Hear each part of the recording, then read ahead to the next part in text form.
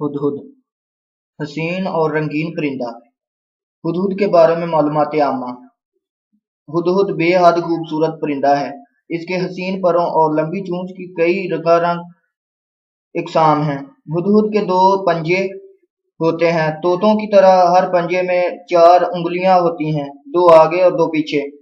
اس وقت دنیا میں ہدہد کی 200 سے زائد قسمیں موجود ہیں۔ ان میں سے سبز ہدہد بہت عام ہے۔ اپنی خوراک کی تلاش میں ہدہد کیڑے مکوڑے پکڑنے میں بہت ماہر ہے۔ اس کام کے لیے یہ اپنی لمبی، سیدھی، تیز اور طاقتور چونچ کو کلہاڑی اور چھینی کی طرح استعمال کرتا ہے۔ ہدہد کی زبان کیڑے کی طرح لمبی ہوتی ہے۔ بوقت ضرورت اسے چونچ سے نکال کر خاصی دور تک پھیلایا بھی جا سکتا ہے۔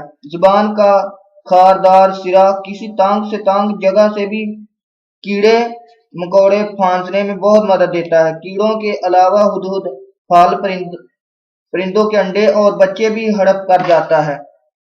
ہدہد کے گھونسلے سے متعلق دلچسپ باتیں۔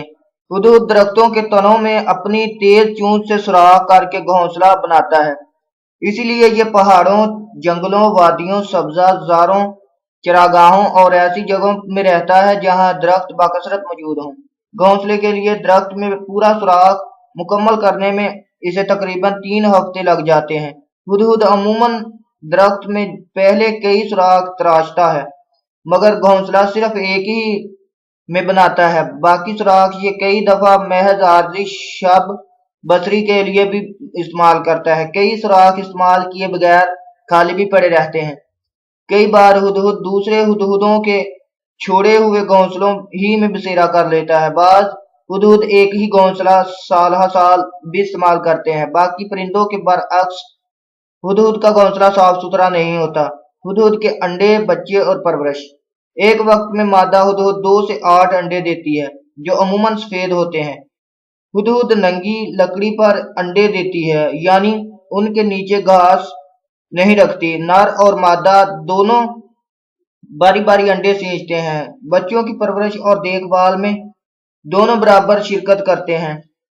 3-4 ہفتوں کی عمر ہی سے ہدہد کے بچے اپنے گھونسلوں سے باہر آنا جانا شروع کر دیتے ہیں، مگر پوری طرح خود مختار ہونے کے لیے انہیں مزید 2 ہفتے والدین کی نگرانی میں رہنا پڑتا ہے۔ ماں باپ کو خوراک کے لیے اپنی طرف متوجہ کرنے کے لیے ہدہد کے ننھے بچے عجیب و غریب قسم کی آوازیں نکالتے رہتے ہیں۔